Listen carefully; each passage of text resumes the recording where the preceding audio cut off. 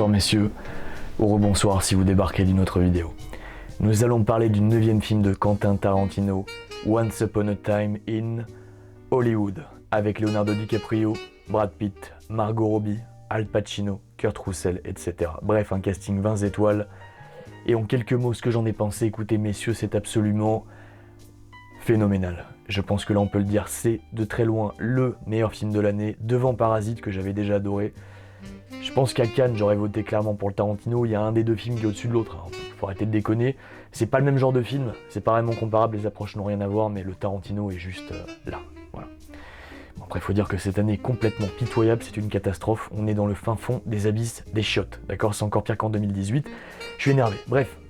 Cette vidéo est là vraiment pour vous aider à comprendre ce que vous avez vu. Pour ceux qui sont ressortis complètement perplexes, désorientés. Qu'est-ce qu'on a vu, qu'est-ce qui s'est passé, qu'est-ce que ça raconte? Parce que j'ai vu qu'il y a des gens qui pensent que ce film n'a pas de scénario et que c'est le moins bon de Tarantino. Je vais essayer de vraiment vous faire comprendre à quel point, au contraire, il y a un scénario complètement dingue. Et je crois que Tarantino n'a jamais autant bossé sur un scénar que sur ce film. Après, pour le reste, on en reparlera, ça reste subjectif. Bref, messieurs, donc, vous êtes peut-être ressortis de ce film et vous vous êtes dit, putain, mais qu'est-ce que j'ai vu? À l'instar de notre community manager Olivier B, qui l'a vu à Cannes et qui m'a dit « je n'ai rien compris, je vois pas où ça va » et j'ai pas vraiment aimé. Donc j'ai expliqué certains trucs, il a mieux compris. Je vais vous dire un truc clairement, je vous conseille vraiment de regarder le documentaire qu'on a sorti la semaine dernière, La vérité sur Charles Manson. Si vous le regardez, bon c'est 2h10, faut vous accrocher, il est assez long, vous allez tout comprendre pour le film de Tarantino, absolument tout. Si vous regardez d'autres documentaires, que vous avez un peu entendu l'histoire, comme quoi Sharon Tate se faisait tuer, carrément des gens qui disent que c'est Manson qui a tué Sharon Tate, je déconne pas, j'ai entendu ça sur Europe 1. Mais pire que ça, en fait, dans la plupart des sources que vous entendez, on ne parle jamais de Donald Shee. Voilà. Donald Shee, je suis à peu près sûr que ceux qui n'ont pas vu mon documentaire, vous savez pas qui c'est. Sauf pour les spécialistes qui ont lu des bouquins, qui connaissent bien l'histoire, etc., etc. Mais dans la plupart des documentaires, on ne parle pas de cette personne. Et ça, il va falloir vraiment bien comprendre que Brad Pitt, qui interprète le personnage de Cliff Booth, est à 90% basé sur Donald Shee.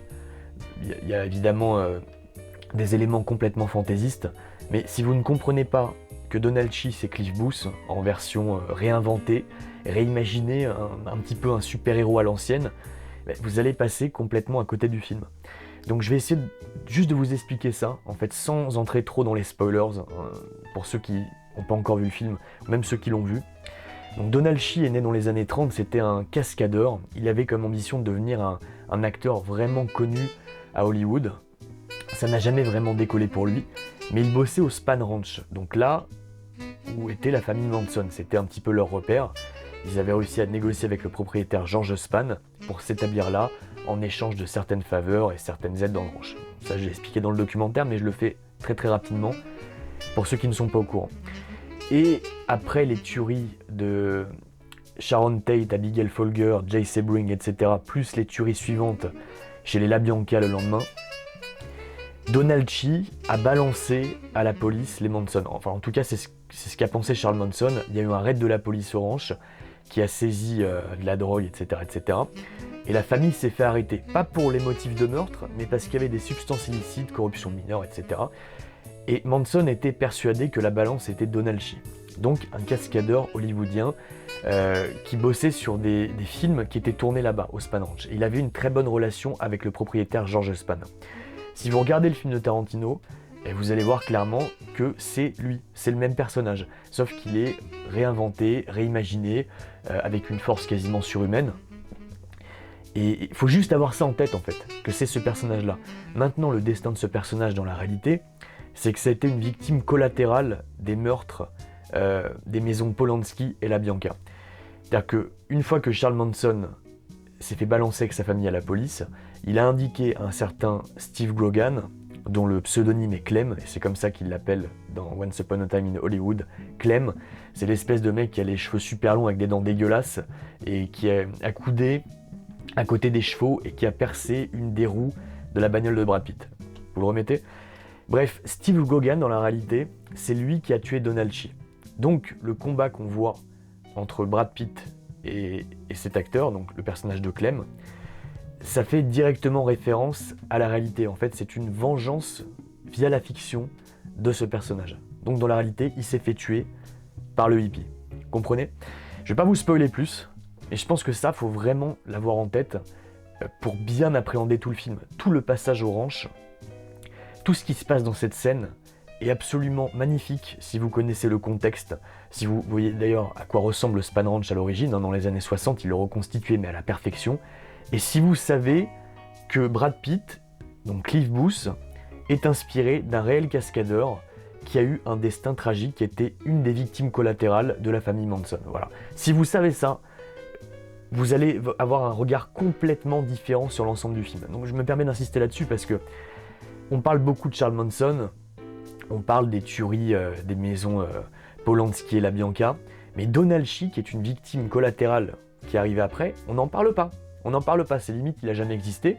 Et ce qu'il faut savoir, donc, c'est que son assassin, Clem, Steve Gogan, a été libéré de prison des années après parce qu'il a indiqué à la police, via une carte, l'emplacement du corps de Donald Chi, donc Shorty. C'est un peu plus clair? J'espère.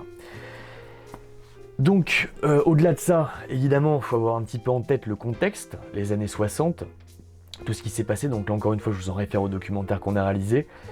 Savoir que dans ce ranch, il y avait beaucoup de hippies, que le chef spirituel, c'était Charles Manson, donc qui s'appelle Charlie dans le film, qu'on voit pendant 30 secondes top chrono lors d'une scène qui est complètement fantaisiste. Et c'est là où c'est passionnant, c'est que la seule scène où on voit Charles Manson dans le film, c'est certainement une scène qui ne s'est jamais produite dans la vraie vie. C'est une version fantaisiste des événements. Et moi, c'est ça que j'ai adoré, c'est qu'il y a toute une légende urbaine. Une des questions centrales, ça a été de savoir est-ce que Charles Manson s'est rendu à la maison des Polanski avant la tuerie du 8 au 9 août 69. Est-ce qu'il connaissait les lieux? Est-ce qu'il s'était rendu? La seule source qui indiquerait qu'il connaissait l'emplacement, mais même pas qu'il s'est rendu et qu'il a croisé soit Jay Sebring, soit Wojtek Frykowski, ou plutôt les résidents Sharon Tate et Roman Polanski, c'est Terry Melcher lors du procès des Manson dans les années 70. Lui, vu qu'il était producteur des Beach Boys, pour dédouaner son groupe, pour que la justice ait l'impression que les Beach Boys, et surtout l'opinion publique, qu'ils aient tous l'impression que les Beach Boys n'avaient absolument rien à voir de près ou de loin avec cette affaire, il a dit que Charles Manson était passé à cette maison, il a essayé de le faire inculper plus rapidement, mais la réalité, en tout cas toutes les sources sérieuses, montrent que Tex Watson, donc c'est encore une fois je vous en réfère au documentaire, lui s'était bien rendu chez Melcher pour faire des fêtes et qu'il y avait notamment des trafics de drogue, c'est que Tex Watson fournissait de la cam à Jay Sebring. Jay Sebring, qu'on qualifie souvent de coiffeur, parce qu'il coiffait des stars de l'époque, mais c'était avant tout un marine. Il avait fait l'armée, la Navy, pendant plusieurs années, et apparemment, Tex Watson fournissait de la drogue à Jay Sebring et Wojtek Frykowski. D'accord? Bref, tout ça, il faut vraiment l'avoir en tête, et avoir en tête que du coup, Terry Melcher, qui produisait les Beach Boys, résidait dans la maison des Polanski avant les Polanski. Je crois qu'il a quitté la maison au début de l'année 69. Voilà. Et apparemment, Charles Manson n'était pas au courant que le propriétaire avait changé. Donc c'est ça que moi j'ai bien aimé dans le film de Tarantino, c'est un petit peu son interprétation des événements, comment il voit les choses.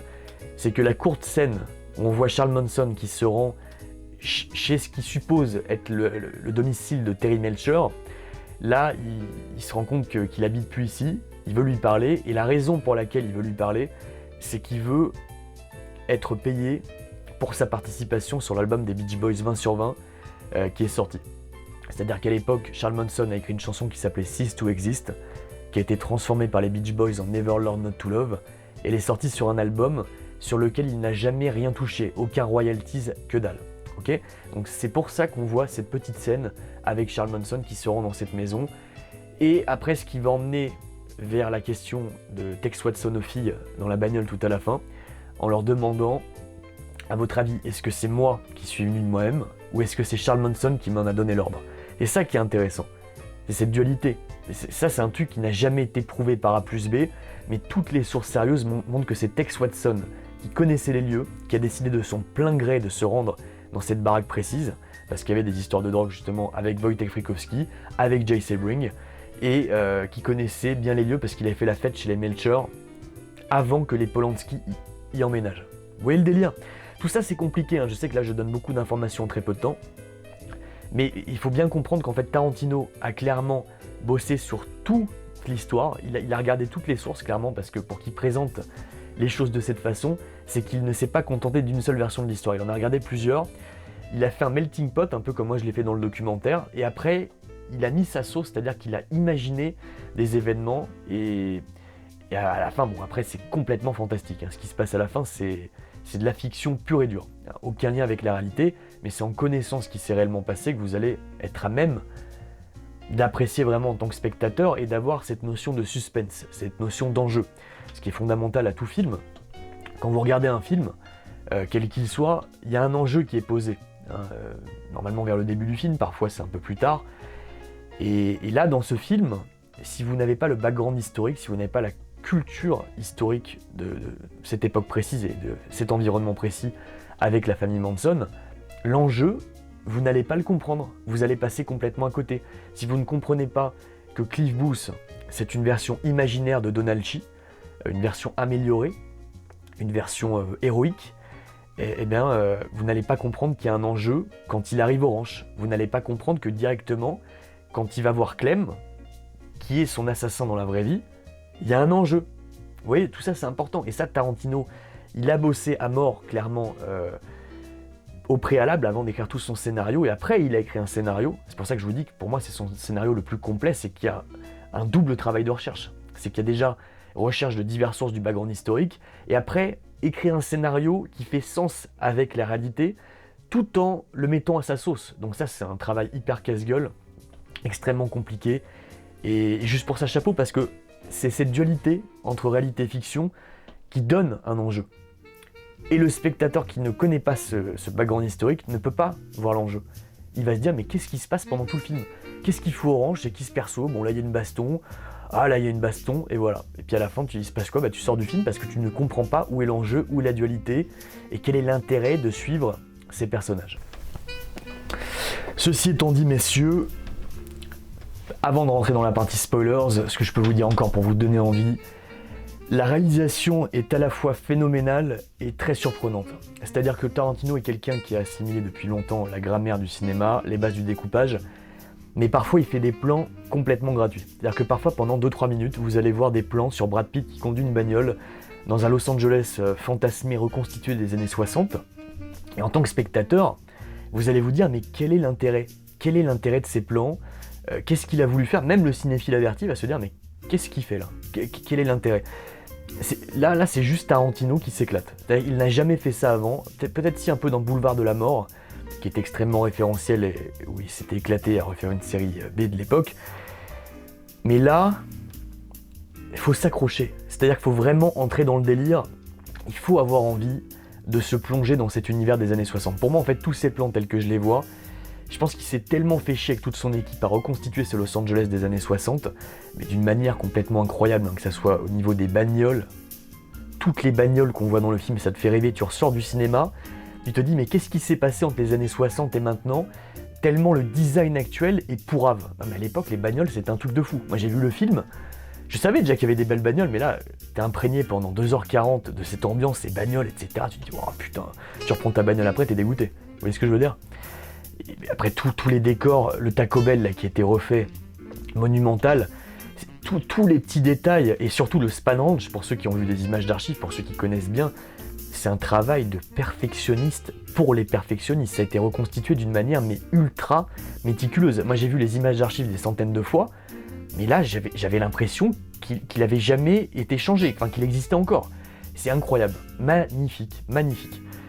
Bref, en fait tous ces plans qui sont un peu autres, qui sont...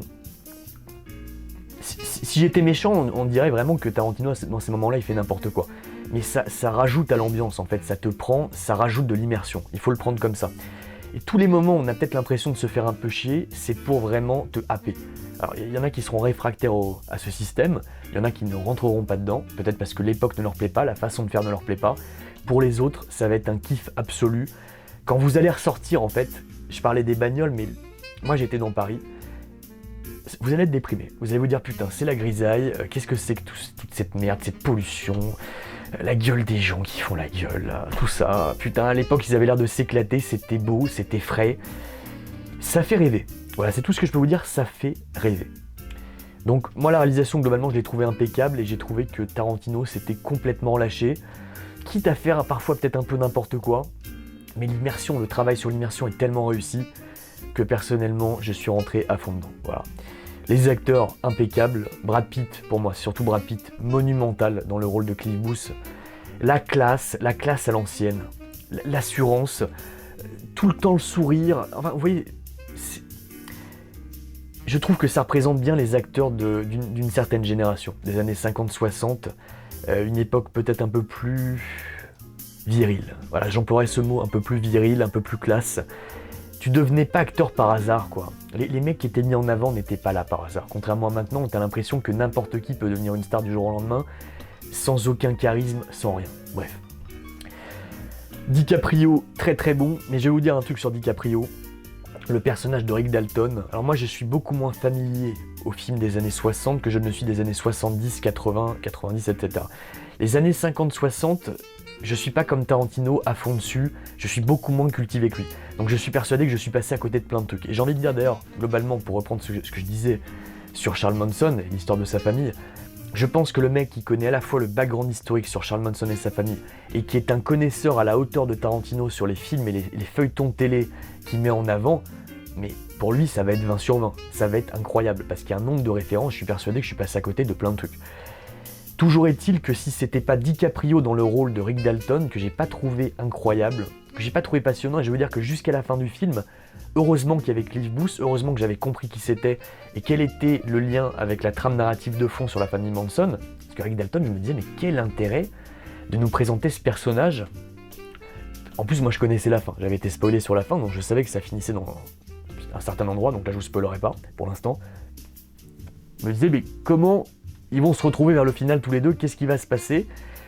Finalement, c'est très bien amené puisque Cliff Booth, c'est lui qui fait les cascades de Rick Dalton. Donc ils ont le lien, ça justifie la fin, c'est lié à un contexte historique valable, donc aucun problème, c'est très bien ficelé. Mais ce que Rick Dalton fait, si ça avait été interprété par un autre acteur, je pense que ça n'aurait pas du tout marché. Enfin, en tout cas, pas comme ça, pas comme avec DiCaprio. Parce qu'il faut bien comprendre que DiCaprio, pour moi, hein, je sais pas si je me trompe, mais c'est un acteur qui est extrêmement connoté. En fait, c'est plus qu'un acteur, c'est devenu un mythe. C'est devenu une icône au même titre que Marilyn Monroe, Elvis Presley, etc., etc. En fait, je crois que DiCaprio, beaucoup plus que Brad Pitt, et beaucoup plus que la plupart des acteurs connus de notre génération, même s'il est plus vieux que nous, bien évidemment, mais regardez, même Ryan Gosling, qui n'a pas trop d'écart avec DiCaprio, n'a pas cette aura mythique qu'a DiCaprio. DiCaprio, c'est vraiment pour moi une icône. On a l'impression qu'il vient d'une autre époque. En fait, il fait hors du temps. Vous voyez ce que je veux dire? Quand vous voyez DiCaprio, surtout quand il se coiffe d'une certaine manière, tu te dis, ce mec-là, il aurait totalement pu être dans les années 50. On a l'impression qu'il sort d'une autre époque. Donc je trouve que le choix de casting, rien que pour ça, est monumental, mais pas que ça. C'est que DiCaprio, depuis le début de sa carrière, s'entoure des meilleurs. Il tourne qu'avec des réalisateurs de renom. Il a tourné avec les plus grands. Il a tourné avec James Cameron, Scorsese, Spielberg, maintenant Tarantino, Inarritu, etc., etc. Enfin, il se plante pas. Il se fait rare. Il cultive sa rareté. Il n'apparaît que pour des projets en lesquels il croit. Contrairement à beaucoup d'acteurs qui cachent, qui banquent dès qu'ils peuvent dans une dope parce qu'ils ont besoin de pognon à ce moment-là. DiCaprio, non. Il gère à mort son image. Il s'engage en plus pour la cause environnementale. Donc ce mec, il a presque une aura mythique. Et la critique l'a salué pour ce rôle dans The Revenant. Il était très très bon. Moi, j'ai pas complètement accroché à The Revenant pour plein de raisons, mais c'est encore un autre sujet. Mais dans The Revenant, il y avait un contexte fictif qui justifiait qu'il s'en prenait plein la gueule. Là, ce que lui fait faire Tarantino, c'est-à-dire un acteur qui devient has-been, c'est-à-dire que c'est un acteur qui correspondait à la génération des années 50, qui aurait pu être une superstar, un petit peu l'instar de Sharon Tate qui a été tuée avant qu'elle devienne une superstar. DiCaprio, enfin Rick Dalton plutôt, c'est une star qui est passée de mode, petite star qui est passée de mode, et qui va devoir se conformer à l'ère du temps. Donc là on peut directement faire un parallèle à maintenant. Les acteurs qui sont obligés de se conformer de plus en plus, soit à tourner dans des films Netflix qui sont pourris, soit apparaître dans un Marvel, parce que les Marvel, c'est ce qui marche le mieux ces dernières années. Voilà. Donc beaucoup d'acteurs qui ont eu une petite reconnaissance, qui ont même été très très connus, en sont réduits maintenant, contre beaucoup d'argent, à tourner dans un Marvel, où là du coup ils perdent de leur aura. Et je pense que c'est un petit peu une attention de Tarantino avec DiCaprio, avec ce personnage de Rick Dalton, c'est montrer qu'il est obligé de se soumettre, d'apparaître comme un espèce de hippie, donc on lui dit il va falloir que tu te mettes les cheveux longs, qui apparaît extrêmement grimé, qui joue le rôle d'un méchant, c'est sa seule façon d'exister. Voilà, donc ça, ce côté-là, avec tous les parallèles qu'on peut faire à notre époque, c'est très intéressant. Et là, du coup, beaucoup plus que dans The Revenant, j'ai trouvé que c'était intéressant de voir DiCaprio changer autant de registres pendant tout le film. C'est-à-dire qu'en 2h40, on le voit non seulement dans plusieurs rôles différents, ce qu'il interprète, du coup, on le voit dans des personnages de fiction, on le voit dans un espèce de mauvais film sur les nazis où il sort un lance-flamme, ça mourir de rire. Ce qui est génial, en fait, pas seulement il change de rôle, c'est que les caméras et le format changent également et sont adaptés à chaque fois à l'époque. Enfin là, c'est aussi un travail de malade mental, c'est que Tarantino, à chaque fois qu'il te ressort, enfin qu'il te refait un film de l'époque, que ça soit un petit feuilleton de télé ou un film de tel ou tel genre, il va te reprendre la caméra de l'époque, le format. Enfin, c'est un truc de fou. Et DiCaprio, tu vas le voir du coup dans plein de rôles différents, et à la fin, dans son dernier rôle, enfin là je mets de côté ce qui se passe tout à la fin quand il part en Italie, mais le dernier rôle dans le western là, dans lequel il joue, là il est vraiment malmené. Là tu vois un DiCaprio qui est en pleine déchéance, à la fois à l'écran, mais également en dehors. C'est-à-dire quand il se retrouve avec la petite fille qui limite est plus calme et plus posée que lui, quel serait le terme ? Elle a plus de recul que le personnage de DiCaprio à ce moment-là sur ce que c'est qu'être un acteur. Mais DiCaprio, lui, c'est un alcoolo, enfin, avec Dalton, il est au fond du trou, il va péter un plomb dans sa caravane. Et tout ça, du coup, ça marche parce que c'est DiCaprio. Parce que justement, c'est un acteur qui a évité tous ces pièges-là, qui a évité de devoir se soumettre à jouer dans de la merde pour rester, comme on dit en anglais, relevant, c'est-à-dire à la mode, contrairement à certains acteurs. Donc cette dualité entre le mythe DiCaprio qui est encore présent et le fait qu'il interprète un ringard et qui se malmène à ce point-là, même physiquement. Hein, quand vous voyez DiCaprio là en interview, il est vachement plus présentable que ce qu'on voit dans le film.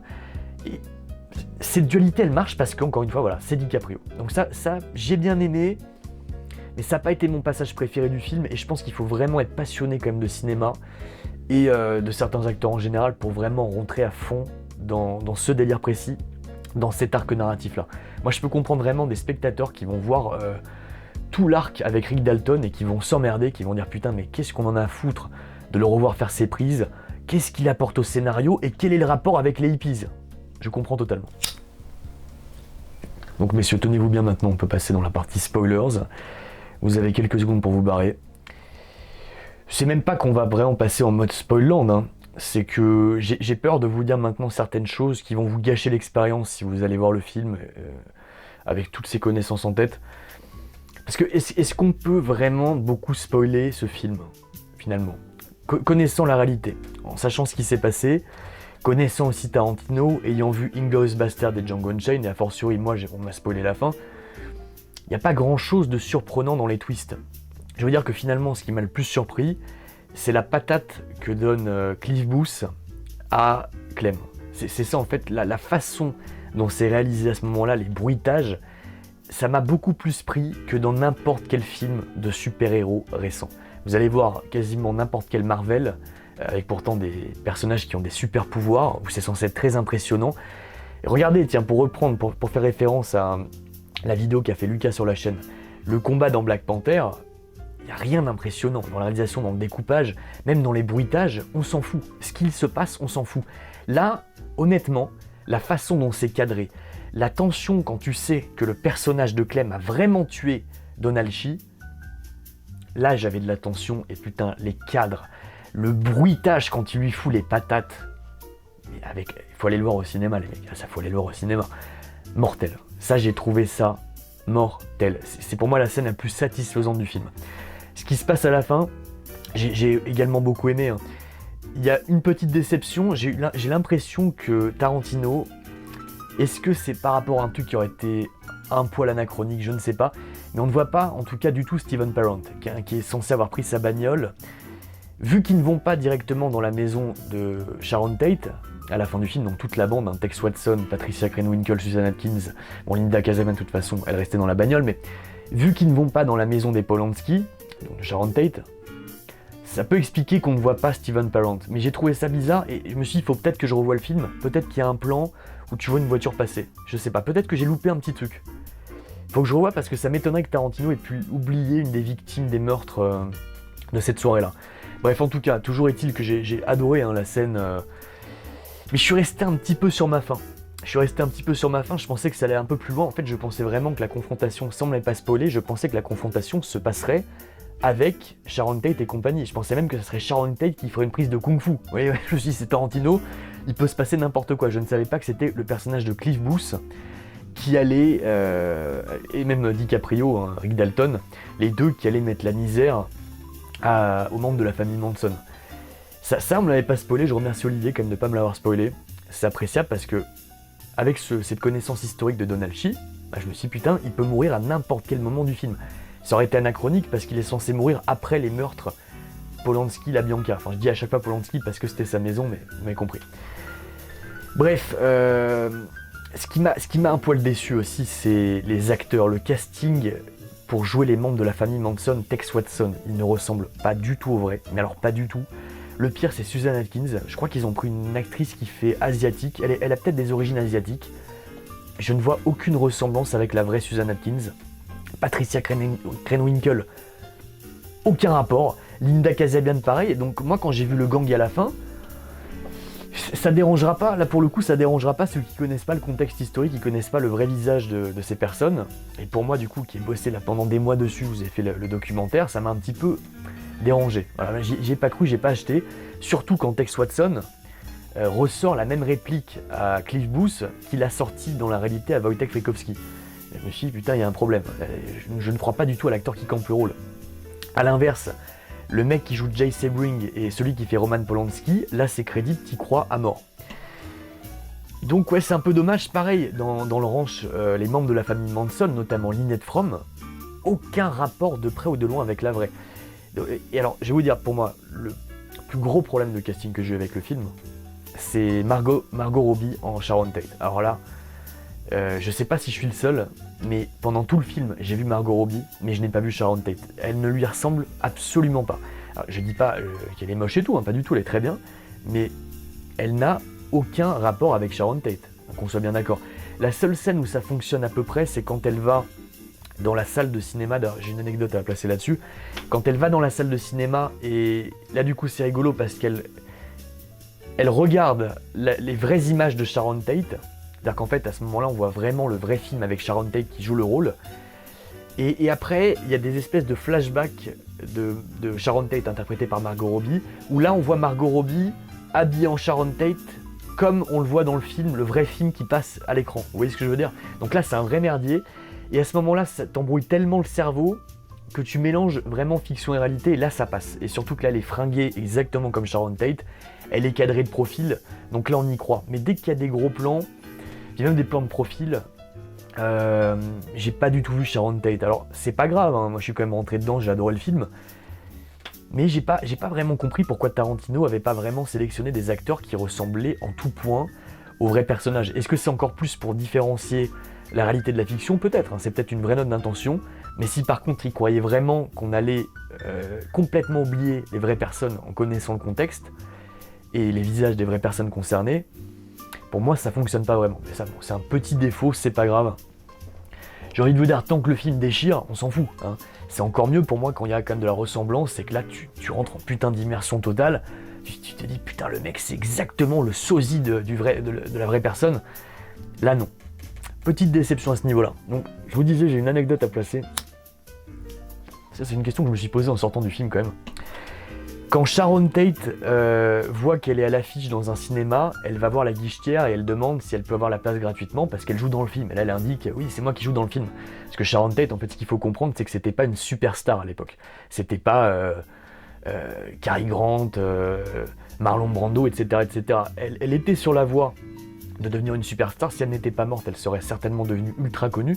Surtout avec son mari Roman Polanski qui avait une très bonne réputation et faisait des bons films. Donc elle aurait pu devenir une méga star, mais c'était pas encore le cas à cette époque. Et donc là, je me suis demandé, est-ce que c'est vraiment Sharon Tate qui était pince, qui était vraiment près de ses sous, ou est-ce que c'est Tarantino qui a complètement fantasmé cette scène? Je me suis dit, c'est quand même marrant. Non, en fait, la vérité, c'est que ça n'est jamais arrivé. En fait, Sharon Tate apparemment n'était pas comme ça. Mais c'est Tarantino, lors d'une projection de True Romance, que vous avez peut-être vu, hein, qui est excellent, avec Patricia Arquette notamment. Je vous conseille ce film si vous ne l'avez pas vu. Il se trouve que Tarantino est scénariste sur le film. Et un jour, il était avec sa copine de l'époque devant un cinéma, et là, il voit qu'il projette True Romance, et là, il va demander s'il peut aller voir le film gratuitement, parce qu'il est le scénariste. Et finalement, on l'a laissé rentrer. D'où, en fait, cette anecdote. Je trouvais ça marrant, cette petite anecdote comme ça. Bref, après, il est très dur sur la totalité du film, même en ayant tout le background historique en tête, à chaque fois de démêler le vrai du faux. Il y a des trucs qui vont vous paraître évidents pour ceux qui connaissent par cœur, et d'autres trucs, vous allez vous poser la question, et je crois que c'est vraiment un travail global d'immersion, de faire croire à ce Los Angeles. Tu te dis putain, c'est vraiment maintenant, ça arrive maintenant. Los Angeles des années 60 existe encore. Je pense qu'il y en a qui vont s'amuser à aller au Taco Bell à l'emplacement pour voir s'il est effectivement encore décoré comme ça. J'imagine que là, pour le film, ils ont dû le décorer de cette façon. Peut-être même qu'ils ont gardé ce décor actuellement, je ne sais pas. Mais en tout cas, voilà, il y a tout ce travail pour essayer de te faire rentrer, de te faire croire à cet univers et à cette époque. C'est pour ça que je vous dis encore une fois, c'est dommage qu'au niveau des acteurs, pour moi, il y a un peu des miscasts. Un avis personnel, mais j'ai envie de dire que DiCaprio et surtout Brad Pitt font tellement le taf, ils sont tellement bons. Puis Brad Pitt, il émane tellement de sympathie, c'est tellement à la cool que t'as envie de rester dans cet univers, t'as envie de baigner là-dedans. Et le film aurait fait 1 heure de plus, honnêtement, quand t'es pris, moi ça m'aurait pas dérangé. Je pourrais parler aussi, vous spoiler la scène avec Bruce Lee. Donc là c'est pareil, c'est marrant la façon dont il a traité un peu le mythe Manson. Ça je vais revenir, je vais le dire pour la fin, mais il a également un peu écorché le mythe Bruce Lee. C'est-à-dire que Bruce Lee, finalement, on l'a jamais vu en mode combattant.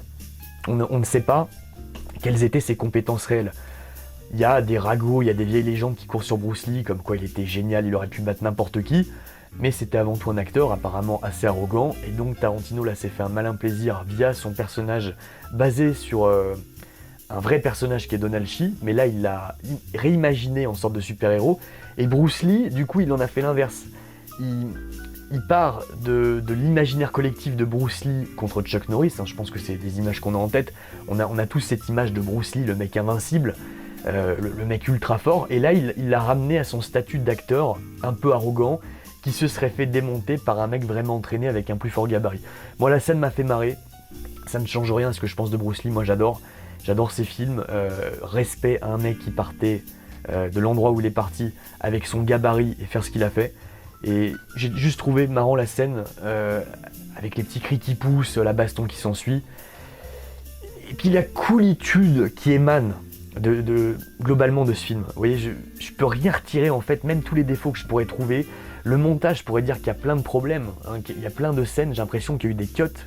Je pense qu'il y aura une version longue beaucoup plus complète. Là, j'ai eu l'impression parfois qu'il y a des scènes qui n'allaient pas jusqu'au bout. Notamment quand Cliff Booth fout une patate à Clem, qui se retrouve étalé et que là, t'as les membres de son gang qui viennent le voir. J'ai l'impression qu'il y a eu un cut hyper brutal, qu'on passe à la scène suivante. Idem en bagnole, je suis persuadé qu'il y a des plans en bagnole. Parfois, en fait, vous avez des plans, il y a une musique qui passe, et puis là, Tarantino, il fait un cut. Il te met un autre plan où Brad Pitt est encore en train de conduire avec une autre musique. Je suis persuadé que les plans durent plus longtemps et que les musiques, il aurait voulu les laisser encore plus longtemps. Vous voyez, il aurait voulu se faire encore plus plaisir, mais il fallait bien sortir un format assez acceptable pour le public qu'on est actuellement.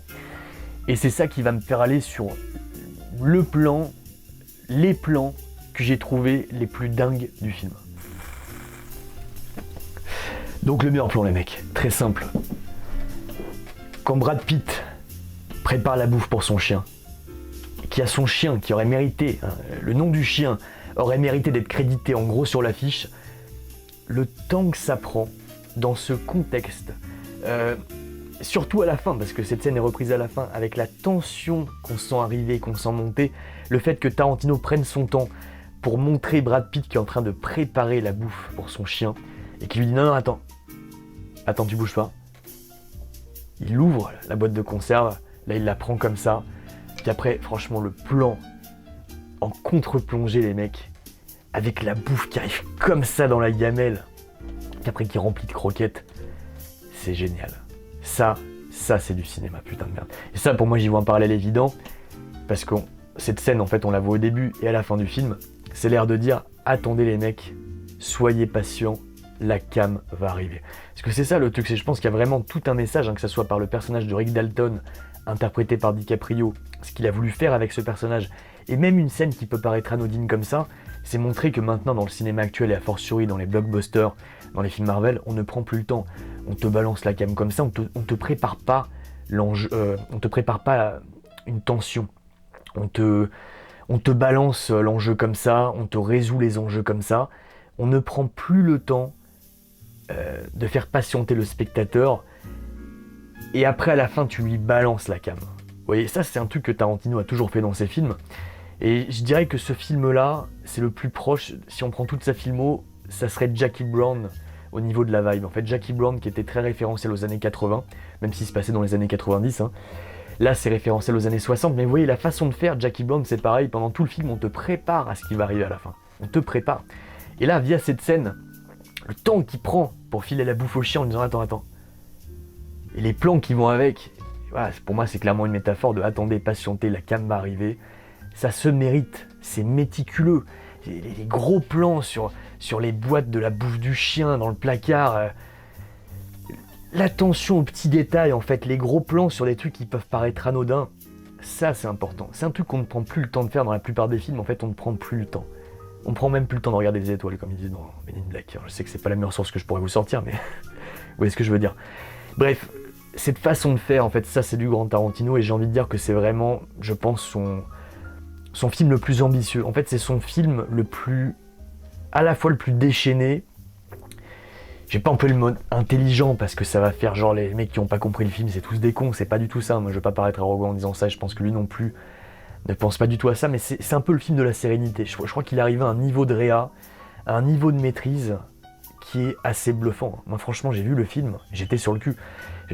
Vous comparez ces premiers films qui sont excellents et qui resteront cultes, et je pense qu'il y a toujours beaucoup de gens qui parleront encore de Reservoir Dogs et Pulp Fiction, et ce Once Upon a Time in Hollywood, je suis à peu près persuadé que dans 5-10 ans, peu de gens en parleront, parce que c'est un film qui est plus dur à digérer, qui est plus compliqué à appréhender, un peu comme Jackie Brown à l'époque. Jackie Brown n'a pas eu le succès de Pulp Fiction et Reservoir Dogs, même aujourd'hui, même si on en parle un peu plus qu'avant, mais oui, c'est cette façon de prendre le temps. Pour moi, c'est l'apogée de son cinéma. Déjà dans Hateful Eight, j'avais ressenti ça, surtout avec la musique de Morricone, qui est exceptionnelle. Même la façon de faire, la façon dont il plaçait l'intro, la façon dont il se permettait de mettre une entracte dans Hateful Eight, et la résolution à la fin, bah là j'ai envie de dire que ça va encore plus loin dans ce Once Upon a Time in Hollywood. Et cette façon de prendre le temps, de te mettre en place les éléments un à un, de lier ça en plus à un contexte historique revisité, mais qui te demande vraiment d'avoir une connaissance assez poussée des choses, et l'exécution à la fin. En fait c'est l'exécution, et ça je crois que c'est le truc qui est le plus important. Quelle que soit l'œuvre, je parle même pas que des films, mais des séries télé, des mangas, etc. Tu peux avoir une idée géniale sur le papier, et si l'exécution est mauvaise, et bah tout est foireux, et tout est fini, et tout est raté.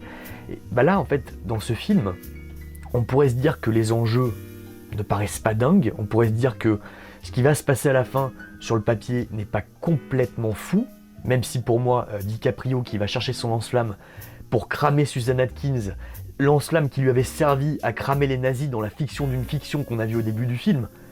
Moi j'étais mort de rire, moi ça m'a fait mourir de rire. T'as DiCaprio qui est pépère là dans sa piscine, il voit une espèce de timbré passer à travers la baie vitrée qui finit dans la piscine, le mec, mais tranquille, il va chercher son lance-flamme et puis il la crame. Enfin, moi ça m'a fait mourir de rire. Mais vous voyez, c'est l'exécution qui est exceptionnelle. C'est l'exécution, c'est la façon de faire, de prendre son temps, de te mettre le contexte, le panorama de l'époque, de s'attarder sur des détails qui paraissent tout cons.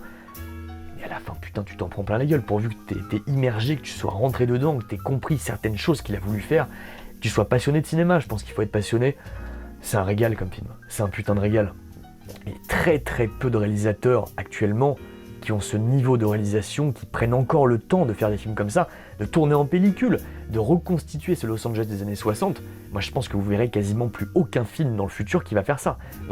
À cette échelle-là, avec ce budget, je pense que vous ne verrez quasiment plus jamais ça. Donc, on peut être heureux qu'un film comme ça soit sorti, qu'il ait été réalisé par Tarantino, qui doit être un des rares mecs qui ne se formate pas à la médiocrité ambiante. Je suis désolé de le dire, mais regardez la façon de faire de quasiment tous les films maintenant, on prend plus le temps. Tout est formaté, même les acteurs employés, leur façon de jouer, le vocabulaire qu'ils ont, les lignes qu'on leur donne à jouer, la façon de cadrer, l'absence de découpage. La plupart des réalisateurs de maintenant n'ont même pas assimilé la base de la grammaire du cinéma.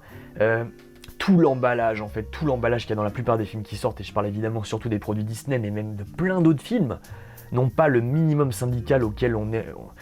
Enfin, il n'y a pas le minimum syndical qu'on peut exiger. Voilà ce que je veux dire. On est en droit, surtout avec le prix des tickets qui n'arrête pas d'augmenter, on est en droit d'en attendre tellement plus des films qu'on va voir au cinéma. Et pour moi, le compte n'y est pas. Surtout pas cette année. Moi, je ne peux que féliciter, dire merci à Tarantino d'oser encore sortir des films comme ça, avec des acteurs pareils, avec quand même du budget, hein, c'est pas un film fauché, avec cette ambition-là, cette passion absolue pour son art, et en plus qui est un fond à ce niveau. C'est-à-dire qu'il y a vraiment du fond dans ce film. Donc là, je vais finir par parler du traitement de Charles Manson. Moi, ce que j'ai adoré, c'est qu'il apparaît que 30 secondes. Quand on m'avait dit, tu vas voir, tu vas être déçu, tu le vois pas longtemps, en fait non. Parce que la seule scène où il apparaît, à la fois, ça augmente son mythe, parce qu'il est toujours présent en toile de fond, on dit Charlie, puis pour le mec qui connaît, il sait qu'Ospan Ranch, c'est le repère de Charles Manson, mais le fait qu'on le voit que 30 secondes, dans une scène qui n'est peut-être jamais arrivée, et qu'il apparaît comme un mec complètement lambda, c'est génial. C'est en fait, dans le mythe, on voit un mec lambda, absolument normal, pas imposant, qui veut voir un mec, Terry Melcher, qui le voit pas, il se rebarre, et le mec qui ne comprend pas ça dure 30 secondes, c'est pas expliqué, il comprend pas. Mais vous voyez, cette façon de faire, cette exécution, là aussi, c'est génial. Si on avait eu Charles Manson 3/4 du film, qu'il apparaissait beaucoup plus, qui tapait la discute à je sais pas qui, même à Cliff Booth, ça aurait enlevé ce mythe et cette menace-là. Tu te dis, putain, t'as vu le mec? Quand c'est qu'il va surgir? Quand c'est qu'il va ressurgir? Eh bien, jamais. Et la scène de fin, quand Tex Watson est dans la bagnole et qui dit, à votre avis, ça vient de moi, je suis un mythomane, ou c'est Charles qui m'a donné l'ordre? C'est aussi, ça t'apporte la double lecture. Ça te laisse le choix, est-ce que c'est Charles Manson qui a commandité les meurtres, ou est-ce que c'est Tex Watson de son plein gré qui est venu? Ça, on en reparlera le 1er septembre, mais ça montre que Tarantino a bossé son sujet, mais vraiment plus qu'il n'en faut. Donald Chi, pareil, c'est un personnage, enfin, faut que j'arrête de dire personnage, une personne dont on ne parle dans quasiment aucun documentaire sur Charles Manson, qui est pourtant une des victimes de la famille Manson, qui a été tué dans des conditions atroces, lui aussi, hein, mais on n'en parle jamais. Tarantino est au courant de l'existence de cette personne, il lui a donné un rôle clé, fondamental, central, et tout gravite autour de lui dans le scénario. Voilà. Donc qu'est-ce que je peux vous dire au-delà de ça, que c'est monumental. À l'échelle des autres films de Tarantino, est-ce que c'est le meilleur? En termes de forme, je dirais que oui. En termes de montage, par contre, je suis pas sûr. Moi, j'ai l'impression qu'il manque des scènes. Il y a des cuts qui m'ont un peu dérangé. Et ça manque peut-être un peu de dialogue à la Tarantino, des fois. C'est vrai que moi, en tant qu'appréciateur de ces dialogues, ça manque des fois un peu de dialogue, comme le monologue à la fin sur Superman par Bill dans Kill Bill volume 2, même entre Vincent et Jules dans Pulp Fiction, mais bon, il va pas tout le temps te ressortir des dialogues et décliner ses blagues. Il va pas te dire tu sais comment on appelle les pizzas en Italie? Les pizzas. Ouais, il va pas faire ça à chaque fois. Mais peut-être que ça manquait un petit peu de choses croustillantes à se mettre sous la dent en termes de dialogue, peut-être. Mais rien que pour l'ambiance, j'ai envie de dire, et pour le travail de documentation qui a été fait avec cette double lecture, et les acteurs, chapeau. Voilà. J'espère que j'ai pas été trop confus, j'espère que je vous ai donné envie de voir le film, j'espère que je vous ai apporté une autre façon de le voir pour ceux qui ne l'ont pas compris. Je peux que vous recommander de vous renseigner encore plus sur Charles Manson, de recouper toutes les sources que vous pouvez, parce qu'il n'y a pas de vérité absolue dessus. Merci à tous ceux qui l'ont soutenu, je reviendrai sur des choses absolument dingues qui se sont passées. Quelqu'un qui a acheté 100 dislikes pour plomber la vidéo, des faux commentaires, des gens de la production télé qui ont descendu en fait ce qu'on a fait. Voilà, ce que je comprends pas parce qu'on est des amateurs qui essayons de faire du mieux possible, donc je trouve ça irrespectueux, mais j'y reviendrai, là c'est pas le moment et le sujet. Merci à vous en fait en tout cas d'avoir soutenu ce projet, que ce soit moralement et financièrement, et de continuer à le soutenir, de le regarder et de le partager. Voilà, j'espère que cette vidéo vous a plu, que j'étais assez exhaustif, que je me suis pas trop mêlé les pinceaux, que c'était assez clair. Et si ce n'est pas fait, foncez voir le film, si vous êtes resté dans la partie spoilers. Et je vais aller le revoir. Voilà, donc allez le revoir aussi si ça vous dit, parce que franchement, c'est un tel désert le cinéma actuellement, que je pense qu'il faut profiter d'avoir des films de ce calibre à l'affiche. Merci messieurs, dames, à très bientôt. Ciao.